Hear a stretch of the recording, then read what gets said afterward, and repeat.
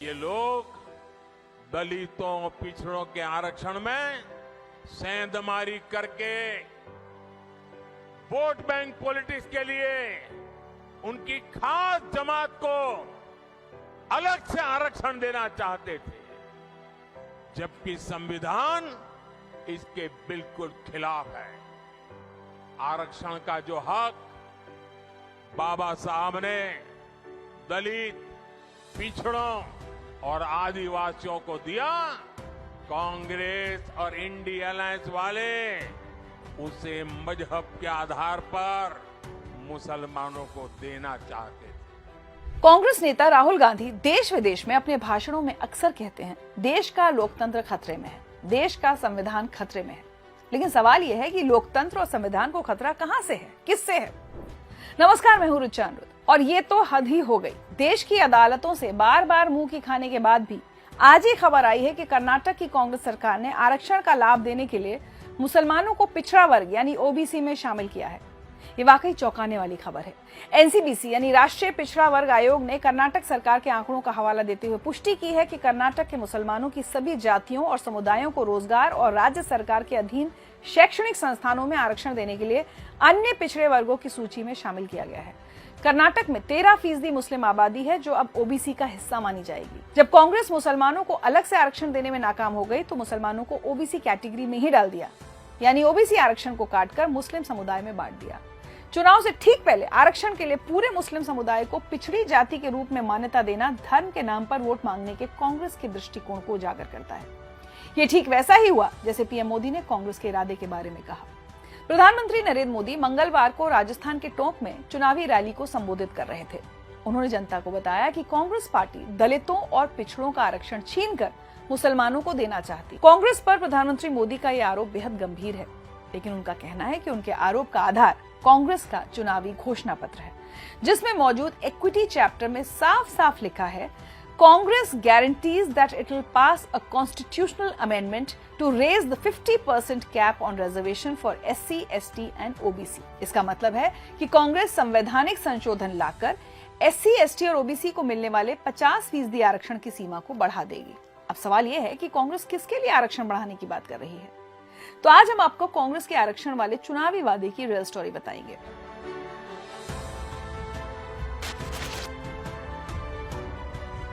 BJP का आरोप है कि कांग्रेस के मुस्लिम तुष्टीकरण का ट्रैक रिकॉर्ड देश दशकों से देख रहा है और इस तुष्टीकरण में मुस्लिम आरक्षण का प्रयास 2004 से आंध्र प्रदेश में कांग्रेस सरकार से शुरू हुआ और 2014 तक यूपीए सरकार से होता हुआ अब 2024 तक कांग्रेस के घोषणा पत्र तक पहुंच चुका है। कांग्रेस पार्टी ने संविधान के साथ, बाबा साहब आंबेडकर के दिए हुए संविधान के साथ किस प्रकार से खिलवाड़ करने की कोशिश की। इस देश की में जब संविधान बना तब धर्म के आधार पर आरक्षण का घोर विरोध हुआ था, ताकि हमारे एससी, एसटी, ओबीसी समुदाय को सुरक्षा मिलती रहे। लेकिन उन्होंने, मनमोहन सिंह जी ने भाषण किया था और उस सभा में मैं मौजूद था मुख्यमंत्री के नाते। ऐसा हुआ तो था। पूर्व प्रधानमंत्री मनमोहन सिंह ने ऐसा कहा भी था कि देश के संसाधनों में पहला हक मुसलमानों का है और कांग्रेस ने आंध्र प्रदेश में यह हक देने की कोशिश भी की। बात 2004 की है, जब कांग्रेस समर्थित यूपीए सरकार सत्ता में आई। आंध्र प्रदेश में भी कांग्रेस की सरकार थी।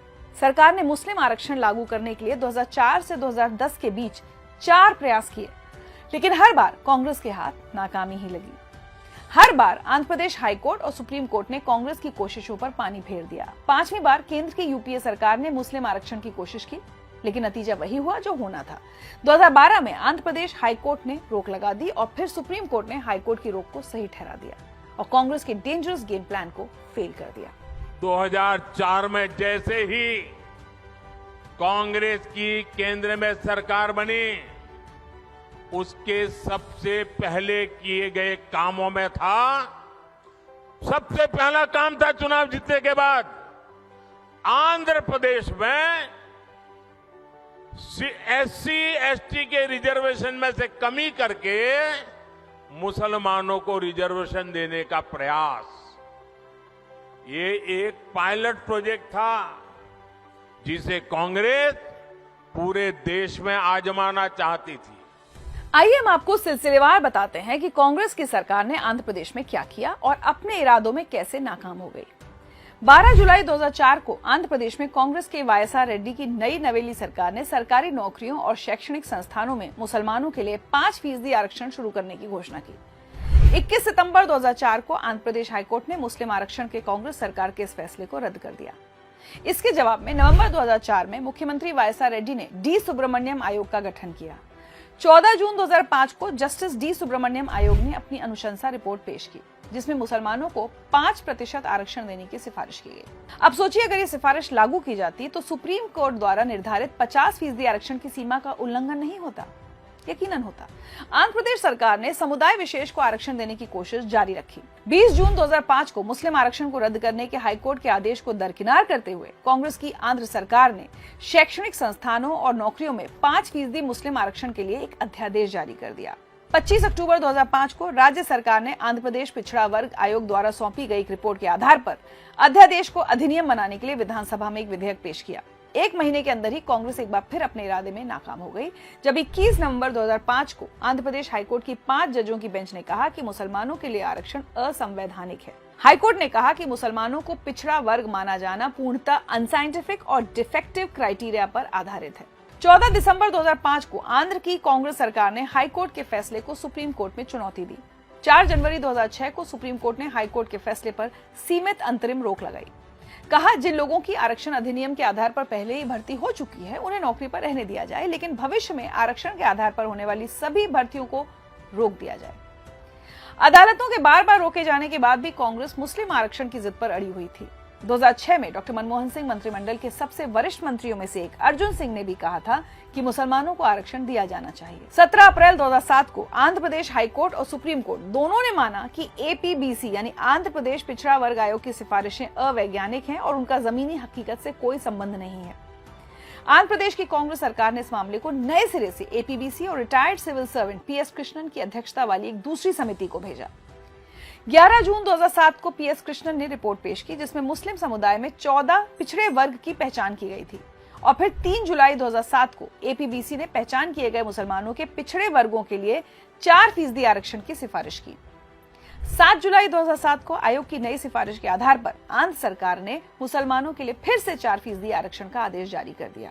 यानी हर हाल में कांग्रेस मुसलमानों को आरक्षण देना चाहती थी। 8 फरवरी 2010 को आंध्र प्रदेश हाईकोर्ट की 7 जजों की संविधान पीठ ने 5-2 के बहुमत से फैसला लिया। फैसला था कि राज्य में पहचान किए गए पिछड़े वर्गों के मुसलमानों को 4% आरक्षण देने वाला एक कानून संवैधानिक नहीं है और संविधान के अनुच्छेद 14, 15(1) और 16(2) का उल्लंघन करता है। हाईकोर्ट ने यह भी कहा कि आरक्षण रिलीजन स्पेसिफिक यानी धर्म विशिष्ट है और ये संभावित रूप से धर्मांतरण को प्रोत्साहित करने वाला हो सकता है। 25 मार्च 2010 को सुप्रीम कोर्ट ने 4% आरक्षण की संवैधानिक वैधता को अंतरिम मान्यता दी और मामले को आखिरी फैसले के लिए संवैधानिक पीठ को भेज दिया। मुस्लिम आरक्षण पर कांग्रेस अपनी आधी जीत पर इतनी उत्साहित हो गई कि 22 दिसंबर 2011 को केंद्र की यूपीए सरकार ने एक ऑफिस मेमोरेंडम जारी किया, जिसमें केंद्रीय शैक्षणिक संस्थानों और नौकरियों में ओबीसी को मिलने वाले 27% आरक्षण में से मुसलमानों के लिए 4.5% का उप कोटा तय कर दिया गया। ये एक बेहद खतरनाक कदम था, जिसके 2 पहलू थे। पहला, इसने ओबीसी कोटा कम कर दिया और मुसलमानों को दे दिया। दूसरा, ये फैसला 2012 में होने वाले उत्तर प्रदेश विधानसभा चुनाव से ठीक पहले किया गया था। 29 मई 2012 को आंध्र प्रदेश हाईकोर्ट का फैसला कांग्रेस की उम्मीदों के विपरीत आया। हाईकोर्ट ने यूपीए सरकार के 4.5% मुस्लिम आरक्षण यानी ओबीसी कोटा के अंदर के एक उप कोटा को रद्द कर दिया। ये चौथी बार था जब आंध्र प्रदेश हाईकोर्ट ने मुस्लिम कोटा पर रोक लगाई थी। पहली बार 21 सितंबर 2004, दूसरी बार 21 नवंबर 2005, तीसरी बार 8 फरवरी 2010 और चौथी बार 29 मई 2012 को। कांग्रेस की कोशिश जारी थी। यूपीए सरकार आंध्र प्रदेश हाईकोर्ट के आदेश के खिलाफ सुप्रीम कोर्ट पहुंच गई। सुप्रीम कोर्ट से भी कांग्रेस के हाथ कुछ नहीं आया। 13 जून 2012 को सुप्रीम कोर्ट ने आंध्र प्रदेश हाईकोर्ट के आदेश पर रोक लगाने से इनकार कर दिया और कहा कि यूपीए सरकार का आरक्षण आदेश पूरी तरह से धार्मिक विचारों पर आधारित था, जिसका संविधान समर्थन नहीं करता है। बात सिर्फ आंध्र प्रदेश की नहीं है, कर्नाटक में भी कांग्रेस सरकार ने मुस्लिम आरक्षण वाला कार्ड खेला था, जिससे बाद में बीजेपी की सरकार ने खत्म कर दिया। मार्च 2023 में कर्नाटक की बीजेपी सरकार ने 4% का मुस्लिम कोटा खत्म कर दिया, जिससे लिंगायत और वोक्कालिगाओं का कोटा 2% बढ़ाया गया। लेकिन 26 मार्च 2023 को कांग्रेस नेताओं ने सत्ता में वापस आने पर कोटा बहाल करने का वादा किया। उन्होंने कहा कि कोटा रोजगार और शैक्षणिक संस्थानों दोनों पर लागू होगा। जब हमें मौका मिला तो हमने पहला काम किया, उन्होंने जो एससी एसटी से छीन करके मुस्लिम कोटा निकाला था उसको हमने खत्म कर दिया और जिनका हक था उनका हित सुरक्षित रखा। तो कांग्रेस पूरे देश में आग बबूला हो गई। ये मोदी समझता क्या है? अरे मोदी संविधान को समझता है, मोदी संविधान को समर्पित है, मोदी बाबा साहब आंबेडकर की पूजा करने वाला व्यक्ति है। 5 अप्रैल 2024 को न्याय पत्र के नाम से कांग्रेस ने घोषणा पत्र जारी किया जिसमें कई हानिकारक एजेंडे शामिल हैं, लेकिन मुस्लिम आरक्षण का वादा सबसे खतरनाक है। कांग्रेस के मैनिफेस्टो के इक्विटी सेक्शन के 2 बिंदुओं और माइनॉरिटी सेक्शन के पॉइंट 6 को एक साथ पढ़ने पर यह पूरी तरह स्पष्ट हो जाता है कि कांग्रेस एजुकेशन, एम्प्लॉयमेंट, कॉन्ट्रैक्ट्स और यहां तक कि स्पोर्ट्स में भी मुस्लिम समुदाय को आरक्षण देने की योजना बना रही है। अब ऐसे में सवाल तो लाजमी है कि कांग्रेस के न्याय पत्र में आखिर किसको न्याय देने का दावा और वादा किया जा रहा है? इसका जवाब शायद अब मुझे देने की जरूरत नहीं है। 10 साल पहले कांग्रेस ने जिद ठान ली थी कि मुस्लिम आरक्षण लागू करना ही करना है। 5 जून 2013 को यूपीए सरकार के अल्पसंख्यक मामलों के मंत्री के रहमान खान के बयान ने यह साबित भी कर दिया, जिसमें उन्होंने कहा था कि यूपीए सरकार 4.5% मुस्लिम कोटा लागू करने के लिए प्रतिबद्ध है। 2014 के कांग्रेस मैनिफेस्टो में सच्चर कमेटी के रिकमेंडेशंस लागू करने का इरादा साफ झलकता था। दरअसल सच्चर कमेटी मार्च 2005 में पूर्व प्रधानमंत्री मनमोहन सिंह द्वारा बनाई गई 7 सदस्यों वाली उच्च स्तरीय कमेटी थी, जिसे भारत में मुसलमानों की सामाजिक, आर्थिक और शैक्षणिक स्थिति पर स्टडी करने के लिए बनाया गया था, जिसकी अध्यक्षता दिल्ली हाईकोर्ट के पूर्व चीफ जस्टिस राजेंद्र सच्चर ने की थी। सच्चर कमेटी की कई सिफारिशों में खास थी शिक्षा क्षेत्र में सुविधा देने के अलावा रोजगार में मुसलमानों का हिस्सा बढ़ाना, यानी कि आरक्षण देना। रिपोर्ट में यह भी कहा गया था कि चुनाव क्षेत्र के परिसीमन प्रक्रिया में इस बात का ध्यान रखा जाए कि अल्पसंख्यक बहुल इलाकों को एससी के लिए आरक्षित न किया जाए। कांग्रेस सच्चर कमेटी की रिपोर्ट लागू करना चाहती है। इसकी साफ झलक उसके चुनावी घोषणा पत्र में मिलती है, जिसमें सामाजिक आर्थिक सर्वेक्षण के बाद वो सकारात्मक कार्रवाई के विस्तार की बात करती है। देश की अदालतों द्वारा निर्धारित 50% की आरक्षण सीमा का उल्लंघन करने का इरादा रखती है। मुसलमानों को नौकरियों, शिक्षा और यहाँ तक कि खेलों में उचित हिस्सा सुनिश्चित करने का वादा करती है। तो मैं आपसे पूछती हूँ कि क्या ये मुस्लिम आरक्षण के लिए एक प्लेटफॉर्म तैयार करने का स्पष्ट प्रयास नहीं है? आज के लिए इतना ही। कांग्रेस के मुस्लिम आरक्षण वाले खतरनाक इरादे पर आपकी क्या राय है, हमें लिखकर जरूर बताएं। आपकी प्रतिक्रिया का हमें इंतजार रहेगा। अगले एपिसोड में एक नए मुद्दे की रियल स्टोरी के साथ आपसे फिर मुलाकात होगी। तब तक स्वस्थ रहें, सुरक्षित रहें और हाँ, वोट देने के अपने अधिकार का इस्तेमाल जरूर करें।